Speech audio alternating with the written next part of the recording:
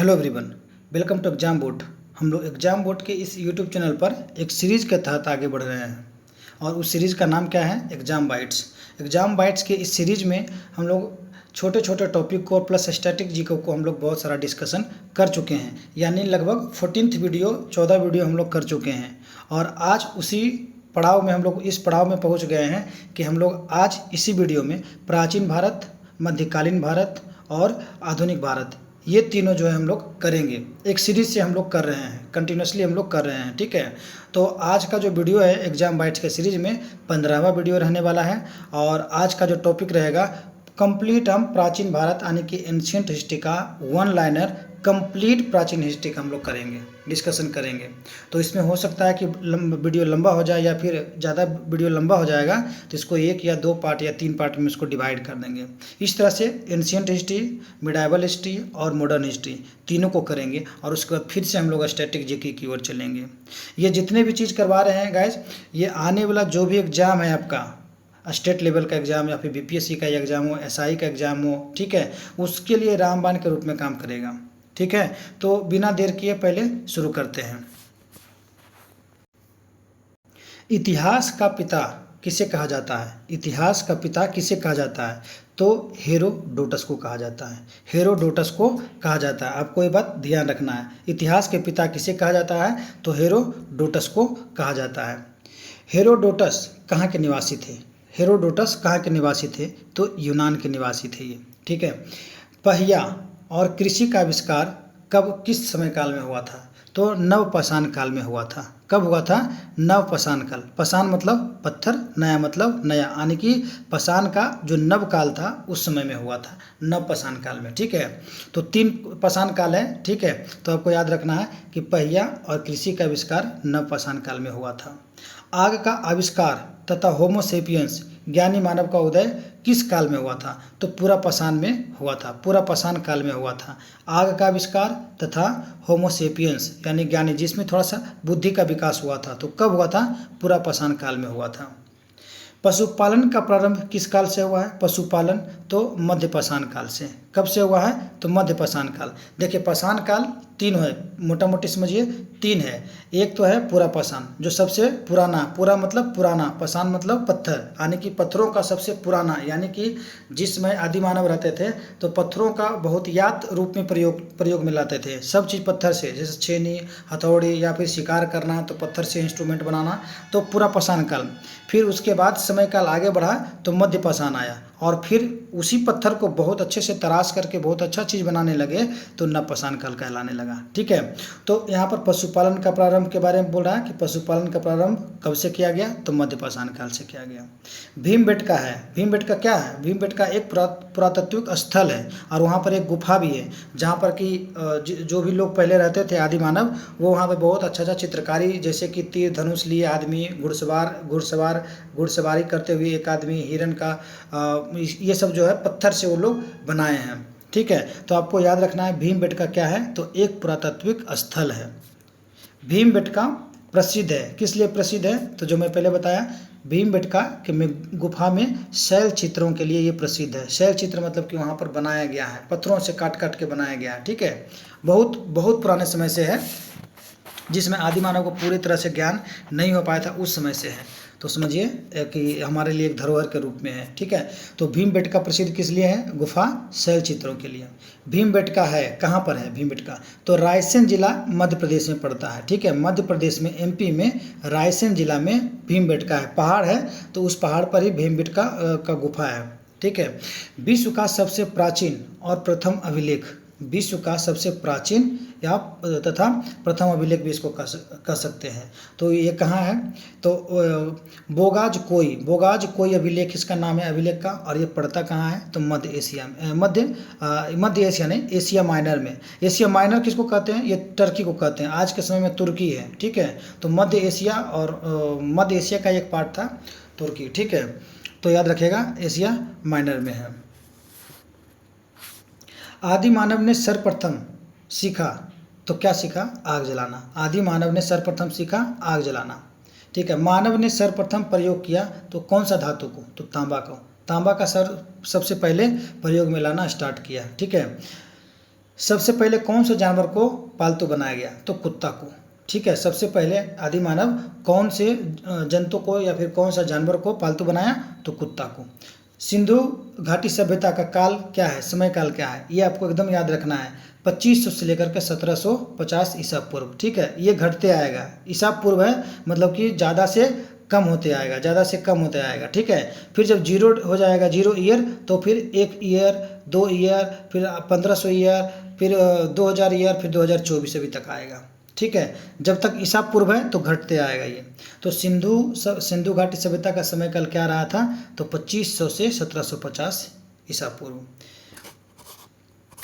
सिंधु घाटी सभ्यता थी आध ऐतिहासिक के अंदर में आते हैं। आध ऐतिहासिक सिंधु सभ्यता प्रसिद्ध थी नगर नियोजन के लिए, यानी कि टाउनशिप का जो उनका प्लानिंग था, टाउन का जो प्लानिंग था वो ग्रिड सिस्टम से था, ग्रिड सिस्टम से था, इस तरह से बना हुआ था। तो इसके लिए बहुत ही ज़्यादा ये फेमस था। ठीक है, सिंधु सभ्यता प्रसिद्ध थी किस लिए? तो नगर नियोजन के लिए। बहुत ही अच्छा से प्लान तरीके से इन्होंने अपने नगर का प्लानिंग करके बनाया था। सिंधु सभ्यता की क्या लिपि थी? भाव चित्रात्मक, यानी उस समय तक कोई चित्र वगैरह या कोई चित्र नहीं, कोई लिखने के लिए लिपि वगैरह का आविष्कार नहीं हुआ था, तो भाव चित्रात्मक था। यानी कि मान के चलिए कहीं पर कोई हिरन देखा तो हिरन का फोटो बना दिया, कोई कहीं चूड़ी है, कोई मनका है तो उसका फिगर बना दिया, यानी कि चित्र से पता चल जाता था कि उस समय ये सब चीज़ें रही होगी। ठीक है, तो सिंधु सभ्यता में लिपि कौन सी थी? तो भाव चित्रात्मक लिपि थी। सिंधु सभ्यता के लोगों का व्यवसाय क्या था? तो कृषि। सिंधु सभ्यता के लोगों का व्यवसाय क्या था? तो कृषि। कृषि भी करते थे, व्यापार भी करते थे, लेकिन मुख्य तौर पर कृषि। आपको ध्यान रखना कि मुख्य तौर पर कृषि और फिर व्यापार करते थे। सिंधु वासियों का मुख्य फसल क्या था? तो जौ और गेहूँ। सिंधु वासियों का मुख्य फसल जौ और गेहूँ। ठीक है, कपास की खेती की प्रारंभ कहाँ से किया गया और कौन किया? तो सिंधु वासियों ने। ठीक है, सिंधु वासियों ने किया। सिंध प्रांत में रहता था, जो भी पाकिस्तान में पड़ता है। ठीक है, सिंधु नदी। तो कपास का खेती का प्रारंभ कहाँ से किया, कौन किया? तो सिंधु वासियों ने किया। सिंधु सभ्यता का पूर्वी एवं पश्चिमी पूरा स्थल बताइए। यानी कि अब देखिए सीधा सीधी कह रहा है कि सिंधु घाटी जो सभ्यता थी वो कहाँ से कहाँ तक फैला हुआ था, ये सब एक बार समझ लीजिए। तो अगर हम पूरब की ओर बात करें, ईस्ट में, तो ईस्ट में कहाँ तक फैला हुआ था सिंधु घाटी सभ्यता? तो देखिए आलमगीरपुर है, मेरठ उत्तर प्रदेश में पड़ता है, यानी कि ईस्ट में यहाँ से शुरू होता है। ठीक है, शुरू मतलब कि यहाँ तक उसका बॉर्डर था सिंधु सभ्यता का। आलमगीरपुर उत्तर प्रदेश तक फैला हुआ था। और अगर पश्चिमी क्षेत्र में जाएंगे तो बलूचिस्तान, जो कि पड़ता है अभी पाकिस्तान में, पाकिस्तान को हम लोग दे दिए भिखमंगा को। ठीक है, तो बलूचिस्तान में सुतका गंडोर है, सुतका गंडोर वहाँ तक पड़ता है। तो पूरब हो गया उत्तर प्रदेश। आपसे पूछ सकता है कि सिंधु घाटी सभ्यता का जो एरिया था वो कहाँ से कहाँ तक फैला हुआ था, तो पूरब पूछेगा तो पूरा आपको याद रखना उत्तर प्रदेश तक फैला हुआ था, आलमगीरपुर में। आलमगीरपुर तक जो साइट है आलमगीरपुर, वो सिंधु सभ्यता का साइट है। अगर पश्चिमी क्षेत्र में पूछेगा तो बलूचिस्तान पाकिस्तान में पड़ता है, सुतका गंडोर वो साइट है सिंधु सभ्यता में। अब आते हैं उत्तर और दक्षिण में। तो सिंधु घाटी का उत्तरी छोर और दक्षिणी छोर कहाँ तक था? तो इसका जो उद्गम स्थल था सिंधु नदी का वो मांडा ही है, और मांडा वो जगह है। तो उत्तरी क्षेत्र हो गया, उत्तर में मांडा तक, अखनूर जम्मू कश्मीर में जो है वहाँ तक फैला हुआ था। वहाँ से स्टार्ट होगा वो नदी, सिंधु नदी। ठीक है, और कहाँ तक ये सिंधु नदी साउथ में कहाँ तक फैला हुआ है? तो दायमाबाद तक। दायमाबाद अभी अहमदनगर में पड़ता है, महाराष्ट्र में। ठीक है, तो याद रखिएगा, फिर से एक बार फिर से रिवीजन कर लेते हैं। उत्तर में कहाँ? तो जम्मू कश्मीर के मांडा, आपको याद रखना है, जम्मू कश्मीर के मांडा से निकला। ठीक है, वो साइट सिंधु सभ्यता का। और साउथ में कहाँ तक जाएगा? दक्षिण तक में, तो महाराष्ट्र तक फैला हुआ है। महाराष्ट्र में कहाँ तक? दायमाबाद सिंधु घाटी की सभ्यता का एक साइट है। ये हो गया उत्तर से दक्षिण। पूरब से अगर पूछेगा तो मेरठ के उत्तर प्रदेश से लेकर के आलमगीरपुर, माने कि उत्तर प्रदेश में ही आलमगीरपुर पड़ता है, तो उत्तर प्रदेश से लेकर के बलूचिस्तान तक। ठीक है, ये एक तरह से कह सकते हैं कि सिंधु घाटी सभ्यता का चौहद्दी था। ठीक है, सिंधु घाटी का पूरा एरिया था, मैप था। ठीक है, आगे बढ़ते हैं। आलमगीरपुर स्थित है कहाँ पर? तो हिंडन नदी के किनारे। आलमगीरपुर कहाँ पर है? तो हिंडन नदी, यानी कि जो उत्तर प्रदेश में जो आलमगीरपुर पड़ता है, जहाँ तक फैला हुआ है पूरब तक, वो हिंडन नदी पर है। ठीक है। मांडा कहाँ पर स्थित है, कौन सा नदी, तो चिनाब नदी, चिनाब नदी पर मांडा स्थित है, मतलब चिनाब नदी के किनारे। सिंधु सभ्यता थी एक नगरीय सभ्यता। आपसे पूछेगा कि सिंधु सभ्यता कैसी सभ्यता थी, नगरीय या फिर ग्रामीण या फिर दोनों या फिर मिश्रित, तो आपको ध्यान रखना है सिंधु घाटी की जो सभ्यता थी वो पूरा का पूरा बाबू नगरीय सभ्यता थी, टाउनशिप, यानी कि अभी जिस समय हम लोग अभी रह रहे हैं 2024 में, कहीं इससे ज़्यादा कुछ व्यवस्था उस समय था। यानी अभी तो थोड़ा सा बारिश कहीं पर होता है तो पूरा पानी जम जाता है, पूरा नाला भर जाता है और अस्त व्यस्त हो जाता है, लेकिन उस समय सिंधु घाटी सभ्यता में इतने बढ़िया ग्रिड सिस्टम से वो लोग घर बनाए थे, रास्ता बनाए थे कि मतलब कहीं पर उतना किसी भी तरह का कोई बारिश आ जाए, बाढ़ आ जाए, तूफान आ जाए, कुछ नहीं होना था। एकदम प्लान तरीके से बहुत बढ़िया से बनाए थे। तो आपको याद रखना है सिंधु सभ्यता एक नगरीय सभ्यता के रूप में जाना जाता था। सिंधु सभ्यता का विस्तार था त्रिभुजाकार इस तरह से था। ठीक है, त्रिभुजाकार था। सिंधु सभ्यता का प्रमुख बंदरगाह, यानी कि सिंधु सभ्यता में हम बात करें कि कौन सा ऐसा बंदरगाह था जो सबसे ज़्यादा वहाँ से लेन देन होता था दूसरे कंट्री के, दूसरे सिविलाइजेशन के साथ, जैसे हो गया ईरान हो गया, इराक हो गया। ठीक है, उसका सुमेरियन सभ्यता थी, वहाँ से होता था, अफ़गानिस्तान से होता था। ठीक है, आपको याद रखना है। तो सिंधु सभ्यता का प्रमुख बंदरगाह लोथल था। सिंधु सभ्यता का प्रमुख बंदरगाह लोथल था। लोथल कहाँ पर स्थित है, तो भोगवा नदी के किनारे है। कहाँ पर है, भोगवा नदी के किनारे है लोथल। ठीक है। भारत में हड़प्पा का बृहद स्थल कौन सा है, यानी कि सबसे बड़ा स्थल के रूप में जाना जाता है। भारत में हड़प्पा का बृहद स्थल कहाँ पर है, तो राखीगढ़ी। कहाँ पर पड़ता है, तो हिसार जिला है हरियाणा में। ठीक है, और ये घग्गर नदी के किनारे पड़ता है। ठीक है।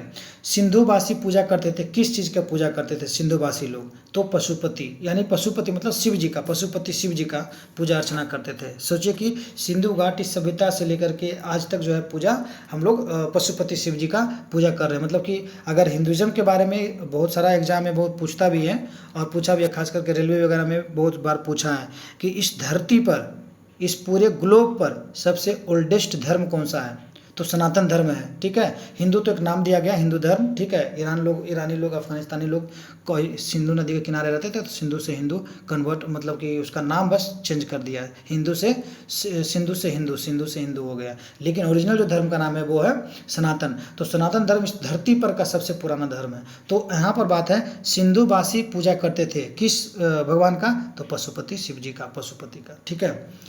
हड़प्पा या सिंधु सभ्यता के बारे में सबसे पहले जानकारी कौन दिया, तो चार्ल्स मैसन। ठीक है, अंग्रेज था चार्ल्स मैसन। ठीक है, तो इन्होंने जो है सबसे पहले बताया कि भाई कोई इस जगह पर कुछ ना कुछ है, तो उसका खुदाई करने के बाद उसका कमेटी बना, मीटिंग हुआ, तो बोला कि ठीक है इसको हम लोग एक्सकेवेट करते हैं, उत्खनन करते हैं और फिर पता करते हैं क्या। तो सबसे पहले चार्ल्स मैसन को 1826 में पता चला था, इसकी जानकारी चार्ल्स मैसन के द्वारा दिया गया था। हड़प्पा कहाँ पर स्थित है, तो अभी के समय में, पहले तो इंडिया में था, अभी के समय में पाकिस्तान के पंजाब का प्रांत, यानी पंजाब का दो पार्ट है। पंजाब पूरा ये पार्ट था, तो आधा पंजाब चला गया पाकिस्तान के पास और आधा पंजाब हमारे भारत में है। तो पाकिस्तान के पंजाब प्रांत के मोंटगोमरी जिला में रावी नदी पर के तट पर है हड़प्पा। ठीक है, हड़प्पा कहाँ है, तो पाकिस्तान का पंजाब के प्रांत में मोंटगोमरी जिला है, वहाँ पर रावी नदी के किनारे पर ये हड़प्पा स्थित है। हड़प्पा क्या एक जगह है, एक स्थान है। हड़प्पा का खोज किसने किया था, हड़प्पा का खोज तो दयाराम साहनी जी ने किया था। हड़प्पा का खोज किसने किया, तो दयाराम साहनी जी ने। कब, 1921 में। ठीक है, हड़प्पा एक सभ्यता थी। अब हड़प्पा जब सभ्यता के बारे में पूछ रहा है कि कैसा सभ्यता था उस समय, क्या चीज़, कौन सा मेटल हम लोग यूज करते थे, तो कांस्य युगीन हम लोग यहाँ पर कांसा वगैरह हम लोग यूज करना सीख चुके थे। ठीक है, तो हड़प्पा सभ्यता जो थी वो कांस्य युगीन था, आपको ध्यान रखना है। हड़प्पाई समाज थी, कैसी समाज थी, तो मातृसत्तात्मक। हड़प्पा का जो समाज थे उसमें सिंधु घाटी जो सभ्यता थी, तो हड़प्पाई समाज कैसा थे, मातृसत्तात्मक। मातृसत्तात्मक मतलब होता है कि घर का जो मुखिया होंगे वो माता जी होंगे। अभी क्या पितृसत्तात्मक है, यानी अभी जो घर का मुखिया होते हैं वो पिताजी होते हैं, दादाजी होते हैं, लेकिन उस समय अगर कोई फीमेल है या फिर दादी हो चाहे माताजी हो तो वही उनका घर का मुखिया होते थे हड़प्पा समाज में। ठीक है, सिंधु घाटी सभ्यता में। स्वास्तिक का चिन्ह का जो है देन है, कौन सा सभ्यता का देन है, तो यही हड़प्पा सभ्यता का देन है। ठीक है, हड़प्पा सभ्यता का देन है। ठीक है, आपको ध्यान रखना है। स्वास्तिक चिन्ह देन है कहाँ का, तो हड़प्पा सभ्यता का। हड़प्पा के लोग किस खेल में ज़्यादा रुचि रखते थे, तो शतरंज का खेल में। अब सोचिए शतरंज कितना पुराना है, ठीक है। तो हड़प्पा के निवासी जो थे उनका रुचि किस चीज़ में था, तो शतरंज का खेल में। धौलावीरा स्थित है कहाँ पर, तो गुजरात के कच्छ जिला में। गुजरात के कच्छ जिला में धौलावीरा स्थित है।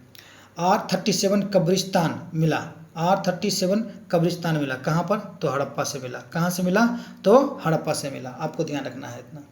हड़प्पा के लोग अनभिज्ञ थे किस चीज़ से, हड़प्पा के लोग अनभिज्ञ थे किस चीज़ से, तो लोहा। यानी लोहा का प्रयोग उसमें नहीं किया जाता था, लोहा उसमें नहीं पता चल पाया था। तो हड़प्पा के लोग, ये क्वेश्चन आ भी चुका है कि हड़प्पा के लोग कौन सा मेटल से अनभिज्ञ थे, क्या उनको पता नहीं था, लोहा, तांबा, एल्युमिनियम, इस तरह से दिया रहेगा तो आपको एकदम टिक मार देना है लोहा में। कैसा युग था हड़प्पा में, कौन सा मेटल का प्रयोग होता था, तो कांस्य युगीन था, ठीक है ना, कांस्य युगीन था। हड़प्पा में मिट्टी का बर्तन पर प्रयुक्त रंग कैसा होता था, तो लाल, यानी लाल रंग से जो है उसको जो है रंगा जाता था, ठीक है।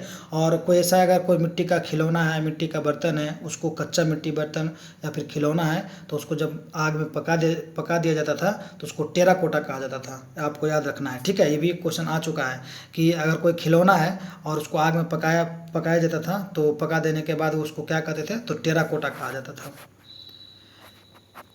मोहनजोदाड़ो एवं हड़प्पा की पुरातत्विक खुदाई के प्रभारी थे कौन, तो सर जॉन मार्शल। ये क्वेश्चन आपको इंपॉर्टेंट हो जाएगा, ठीक है। जो दयाराम साहनी थे तो वो तो सब चीज़ कर रहे थे, वो इंजीनियर थे, ऐसा नहीं कि लेबर थे कि वो जा करके खत रहे थे, वो इंजीनियर थे, ठीक है। तो मेन आदमी कौन थे, तो सर जॉन मार्शल थे, ठीक है। सर जॉन मार्शल के अंदर में ही मोहनजोदाड़ो और हड़प्पा का पुरातत्विक खुदाई का स्टार्ट किया गया था, ठीक है, उसका प्रभारी थे। मिस्र के राजा कहलाते थे क्या, मिस्र के राजा क्या कहलाते थे, फराओ, ठीक है। मिस्र का राजा क्या कहलाते थे, फराओ। चावल का साक्ष्य कहाँ से मिला, तो लोथल और रंगपुर से मिला। आपको याद रखना है, चावल का एविडेंसेस कहाँ से मिला, लोथल और रंगपुर से मिला। जूते हुए खेत का साक्ष्य कहाँ से मिला, तो कालीबंगा से मिला। जूते हुए खेत का साक्ष्य कहाँ से मिला, कालीबंगा से मिला। कालीबंगा का अर्थ है, कालीबंगा का क्या अर्थ होता है, तो कालीबंगा का मतलब होता है काले रंग की चूड़ियाँ, काले रंग की चूड़ियाँ। कालीबंगा का क्या अर्थ होता है, तो काले रंग की चूड़ियाँ। अग्निकुंड प्राप्त हुए कहाँ से प्राप्त हुए, तो लोथल और कालीबंगा से। तो अग्निकुंड प्राप्त होने का क्या मतलब है कि वहाँ पे यज्ञ, पूजा पाठ, यही सब होता होगा, ये सब होता होगा। तो अग्निकुंड याद रखना है। आपसे यही पूछता है कि अग्निकुंड कौन सा, सिंधु घाटी सभ्यता में अग्निकुंड किस स्थल से प्राप्त हुए, तो लोथल और कालीबंगा से प्राप्त हुए, ठीक है। घोड़ों के हड्डी का अवशेष कहाँ से मिला, तो सुरकोटडा से मिला। कहाँ से मिला, सुरकोटडा से घोड़ों के हड्डी का अवशेष मिला। ये भी क्वेश्चन एक लाइन इंपॉर्टेंट है बाबू, आपको ध्यान से इसको देखते जाना है। 2-3 बार अगर वीडियो देखेंगे तो लगभग 70-80% रिवीजन हो जाएगा, याद हो जाएगा, ठीक है। घोड़े की हड्डी कहाँ से मिली, तो सुरकोटडा से मिली। सिंधु सभ्यता की सबसे बड़ी इमारत मोहनजोदाड़ो, जो कि 1922 में खोज हुआ है, ठीक है, मोहनजोदाड़ो में। तो मोहनजोदाड़ो में जो साइट था वो कौन सा साइट था, तो अन्नागार, जहाँ पर कि अनाज को जमा करके रखा जाता था। ये आपको याद रखना है कि पूरे सिंधु सभ्यता में सबसे बड़ी इमारत जो कि मोहनजोदाड़ो से मिला वो क्या था, अन्नागार था। कब मिला, 1922 में। अब है मोहनजोदाड़ो की खोज। मोहनजोदाड़ो का खोज किसने किया था, तो राखलदास बनर्जी ने किया था। राखलदास बनर्जी ने किया था। हड़प्पा कौन किया था, दयाराम साहनी ने। और मोहनजोदाड़ो का खोज किसने किया, तो राखलदास बनर्जी ने किया। मोहनजोदाड़ो का अर्थ क्या होता है, मोहनजोदाड़ो का अर्थ क्या है, मृतकों का टीला, मृतकों का टीला। मोहनजोदाड़ो का अर्थ है मृतकों का टीला। नर्तकी की कांस्य मूर्ति कहाँ से मिली, तो मोहनजोदाड़ो से मिली। कहाँ से मिला, मोहनजोदाड़ो से मिली। मोहनजोदड़ो है कहाँ पर अभी पड़ता है, तो पाकिस्तान के सिंध प्रांत के लड़काना जिला में, सिंधु नदी के तट पर। आपको ध्यान रखना है। मोहनजोदाड़ो से प्राप्त स्मारक जो है वो क्या मिला था, तो बृहद स्नानागार भी मिला था। एक तो अनाज के लिए रखने के लिए मिला, बहुत बड़ा जगह मिला था अन्नागार। दूसरा स्नानागार मिला, यानी कि बाथरूम जो अभी हम लोग मॉडर्न इंडिया में कहते हैं कि बाथरूम, उस समय ही ओपन बाथरूम बन चुका था, ठीक है। और ये बाथरूम था रिचुअल्स के लिए, यानी कि वहाँ पर नहाइए और फिर जाकर के शिव जी की या फिर मातृ देवी का पूजा पहले होता था, तब पूजा करने के लिए, ठीक है। तो आपको ध्यान रखना कि मोहनजोदाड़ो से प्राप्त स्मारक में बृहत स्नानागार भी मिला था। मोसोपोटामिया का आधुनिक नाम क्या है? तो इराक है। यानी कि हम लोग मोसोपोटामिया से भी लेन देन करते थे, एक्सपोर्ट इंपोर्ट करते थे, ठीक है। समुद्र के माध्यम से, शिप के माध्यम से हम लोग समुद्र के रास्ते हम लोग जाते थे और सामान लेकर के आते थे और यहाँ से फिर सामान को भेजते थे, ठीक है। तो मोसोपोटामिया का आधुनिक नाम इराक है और इसका अर्थ होता है मोसोपोटामिया का दो नदियों के बीच की भूमि, दो नदियों के बीच के भूमि। अब उससे आगे बढ़ते हैं। अब आता है वैदिक सभ्यता, यानी सिंधु घाटी सभ्यता के बाद वैदिक सभ्यता स्टार्ट होती है, जो कि समय काल है 1500 से लेकर के 600 ईसा पूर्व। देखिए 600 आया, अब 600 चलते चलते जीरो यहाँ पर आएगा, जीरो के बाद स्टार्ट हो जाएगा ईस्वी, ठीक है। तो वैदिक सभ्यता का समय काल क्या रहा है? तो 1500 से लेकर के 600 ईसा पूर्व। वैदिक सभ्यता का निर्माता या संस्थापक किसे कहा जाता है? वैदिक सभ्यता का संस्थापक या निर्माता किसे कहा जाता है? तो आर्य को। अब आर्य कौन थे? तो माना जाता है कि आर्य लोग एक बाहरी लोग थे जो कि आए थे मध्य एशिया से। और मध्य एशिया का अगर बात करें कि मध्य एशिया सर कहाँ पर, कौन सा कंट्री है, कौन सा देश पड़ता है? तो जितने भी तान वाला कंट्री है, जैसे किर्गिस्तान और उज्बेकिस्तान, जितना भी तान वाला कंट्री है वो हमारे मध्य एशिया में आता है, ठीक है। मध्य एशिया का कंट्रीज है, तो उसी मध्य एशिया से ये आर्य लोग भारत में आए थे हिंदू कुश पर्वत से होते हुए, ठीक है। तो वही लोग जब यहाँ पर आए तो वैदिक सभ्यता का आरंभ हुआ और उसका निर्माता और संस्थापक माना जाता है, ठीक है। आर्यों की जानकारी मिलती है कहाँ से? तो ऋग्वेद में लिखा हुआ है आर्य के बारे में कि आर्य लोग कहाँ से आए, तो ऋग्वेद में लिखा हुआ कि आर्य लोग सेंट्रल एशिया, मध्य एशिया से हिंदू कुश पर्वत से होकर के आए थे। ऋग्वैदिक काल में आजीवन अविवाहित रहने वाली महिलाओं को क्या कहा जाता था? अमाजू। ऋग्वैदिक काल में जो कभी मैरिज शादी नहीं करने वाली औरतें लड़की थी, उसको क्या कहा जाता था? तो अमाजू कहा जाता था, ठीक है। आर्य भारत में कब आए?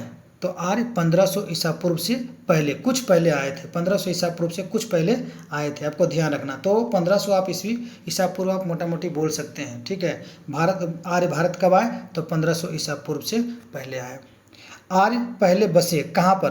तो देखिए पंजाब और अफगानिस्तान में, ठीक है। वो लोग मध्य एशिया से जब आए हिंदू कुश पर्वत होकर के, ठीक है, जम्मू कश्मीर के आसपास में, तो वहाँ से आकर के सबसे पहले पंजाब और अफगानिस्तान के एरिया में वो लोग बसे। आर्यों का मूल निवास था, देखिए बोल भी दिया, मध्य एशिया, ठीक है। मध्य एशिया कहाँ पर था? मध्य एशिया के बारे में आपको जानकारी रखना है कि जैसे मध्य एशिया में कौन कौन सा कंट्री अभी आ जाता है, तो कजाकिस्तान है, किर्गिस्तान है, तजाकिस्तान है, उसके बाद तुर्कमेनिस्तान है, उज्बेकिस्तान है, जितने भी तान वाला कंट्री है सब मध्य एशिया में पड़ता है। तो आर्यों का, अब आगे बढ़ते हैं। आर्यों का मुख्य व्यवसाय क्या था? तो पशुपालन एवं कृषि। जब वो लोग आए तो सबसे पहले पशुपालन एवं कृषि करना शुरू किया। आर्यों की भाषा और पेय पदार्थ क्या थी? तो आर्य लोग जो है संस्कृत बोलते थे और सोम रस पीते थे, ठीक है। पेय पदार्थ क्या था इन लोग का फेवरेट? सबसे सोम रस। आर्यों की भाषा संस्कृत और पेय पदार्थ सोम रस। आर्यों का प्रिय पशु और देवता, तो प्रिय पशु के बारे में अगर बात करें तो घोड़ा था प्रिय पशु और देवता थे इनके इंद्र, यानी इंद्र को ज़्यादा पूजा पाठ। अब सिंधु घाटी के बारे में पूछा कि सिंधु घाटी के लोग किस भगवान की पूजा करते थे? तो पशुपति शिव जी की और मातृसत्तात्मक था। लेकिन अब आर्य के बारे में अगर पूछेगा कि आर्य लोग किस चीज़ के, कौन से भगवान की पूजा करते थे, तो यहाँ पर बदल जाएगा, क्या होगा? इंद्र, भगवान इंद्र। आर्यों का समाज था, देखिए यहाँ पर बोल दिया ना, आर्यों का कैसा समाज था? तो पितृ प्रधान, यानी सिंधु घाटी सभ्यता में सत्तात्मक था, यानी माता या फिर दादी जो फीमेल होती थी वही घर की मुखिया होती थी। लेकिन आर्य के समय में ये बदल गया, पितृ सत्तात्मक हुआ।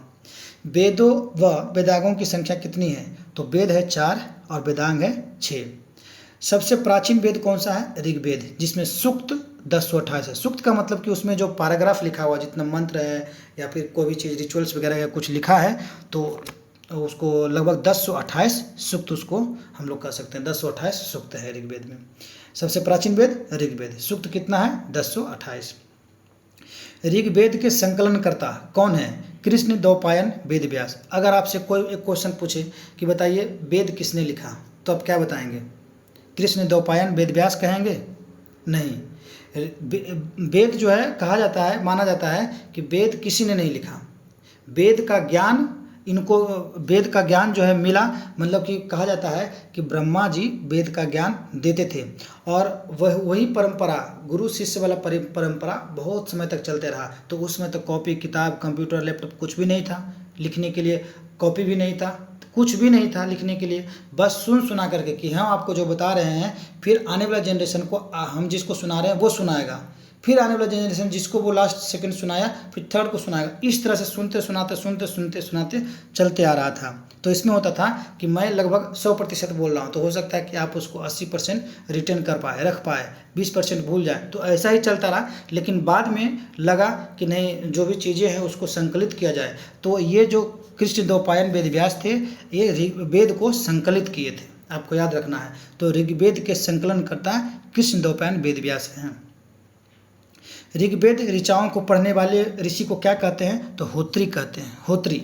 ऋग्वेद के ऋचाओं को पढ़ने वाले ऋषि को होत्री कहते हैं। ऋग्वेद में सर्वाधिक बार वर्णित है किस नदी के बारे में वर्णित किया गया है? तो सिंधु नदी के बारे में वर्णित किया गया है। ठीक है, सिंधु नदी के बारे में वर्णित किया गया है। ऋग्वेद में वर्णित सबसे पवित्र नदी कौन माना गया था? तो सरस्वती नदी। ऋग्वेद में वर्णित सबसे पवित्र नदी सरस्वती नदी को माना जाता था।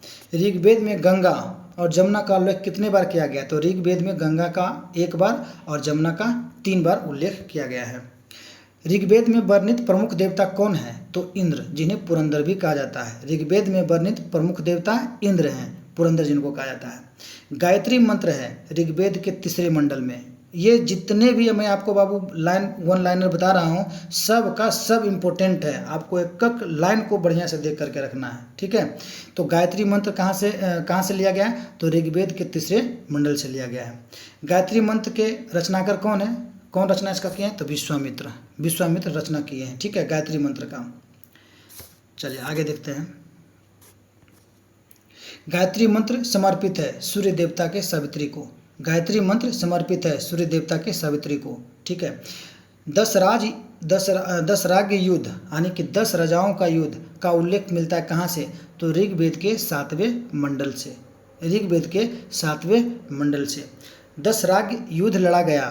तो किसके बीच में लड़ा गया है? तो पुरुषनी यानी रावी नदी के तट पर। ठीक है, सुदास एवं 10 जनों के बीच लड़ा गया। 10 राज्य का युद्ध जो है कहाँ पर लड़ा गया? तो पुरुषनी नदी है, पुरुषनी नदी रावी नदी के किनारे। ठीक है, नदी के किनारे सुदास एवं 10 जनों के बीच में लड़ा गया था। 8वें मंडल की ऋचाएँ कहलाती है क्या? तो खिल। 8वें मंडल की ऋचाएँ क्या कहलाती है? खिल। सोम देवता को समर्पित मंडल है कौन सा?